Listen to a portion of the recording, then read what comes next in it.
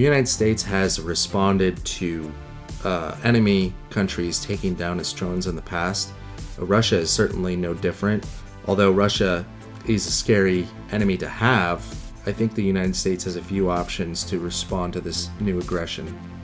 There is precedent for Russian jets taking or attempting to take down U.S. drones before, and that was the story in 2013 or 2012, I think. So 2012, where Iranian jets that were purchased from Russia tried to take down an American drone. A year later, they tried to do it again, and this time it was escorted by an F-22. Now, F-22s are extremely hard to see with radar, and there's precedent that certain Russian aircraft can't see the F-22, as you can see with these Su-25s. They couldn't see the F-22 on their radar. Now, the F-35 is probably going to be what the United States uses to secure a drone in the Black Sea in the future, and that's only because the F-22 is usually stationed in the United States. There's not a lot of F-22s abroad, if at any at all right now.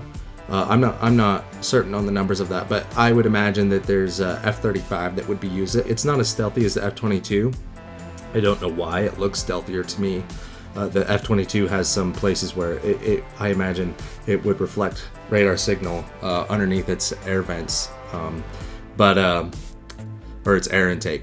But the F-35 is probably going to be sneaky enough to sneak up on a Russian aircraft and be like, hey, you should probably go home. And that's exactly what happened in 2013 when Iranians tried to take down a U.S. drone. Yeah, it was 2013. So in 2013, they tried to take down an Iranian drone. The F-22 came up behind them and was like, hey, you guys should really go home. And they freaked out because when an enemy aircraft is behind you, it's basically like you were dead and you can't return fire. The F-35 should be able to do that. The U.S. carrier strike groups can sail in the Mediterranean Sea, and that's very close to the Black Sea. And so I imagine that without even really refueling on the way there, but I imagine that they would, F-35s from a naval strike group could escort a drone into the Black Sea and international waters. And this would be an escalation of the tension between the United States and Russia right now. Obviously very bad, but at the same time, you have to be able to defend your own military aircraft. So that's the gist of my thinking with this aerial incident that Russia crashed into a United States drone. Obviously, it's awful, terrible, wish we could have avoided it, huge escalation. But I think the way to respond is by escorting our drones with F-35 in the future. Now, the F-22 I don't think is going to be that practical, and the reason why is because the future of the United States air power and of the NATO air power is the F-35. The F-35 has sensor fusion. It has incredible capabilities that are the future of aviation warfare, and I think should be displayed to Russia, that it just can't compete with what the F-35 can do.